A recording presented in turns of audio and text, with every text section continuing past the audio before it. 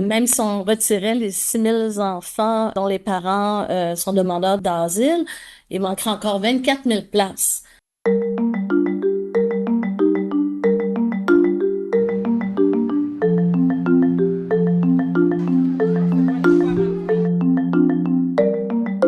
On se voyait très mal là, leur dire que du jour au lendemain, il n'y avait plus de place pour leurs enfants. On pense aux enfants là, qui ont un parcours migratoire difficile probablement, des enfants qui ont des traumas complexes, des enfants qui ont des besoins particuliers, et on leur aurait dit du jour au lendemain, non, il n'y a plus de place pour vous. J'ai une jeune maman là, de 22 ans qui a 2 enfants en bas de 3 ans, qui maintenant travaille comme caissière dans un dépanneur, mais elle travaille, elle occupe un emploi, donc elle contribue à la société québécoise. Payer une place en garderie privée pour 2 enfants quand tu es caissière dans un dépanneur, on oublie ça, là. On en faisait un titulaire de l'aide sociale pour les prochaines années.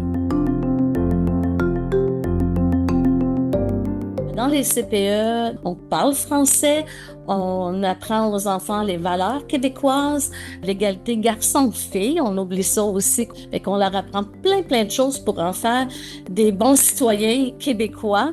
Donc, retirer ces enfants-là, on n'aide pas la société québécoise.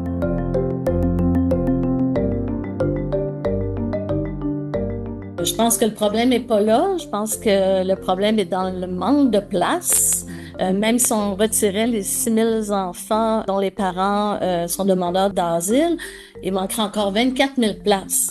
Donc, ce qu'il faut, c'est aller en appel de projet pour construire des nouveaux CPE. On en a bien besoin. Les demandeurs d'asile, c'est pas des gens qui ont les 2 pieds sur le pouf à attendre leur chèque d'aide sociale.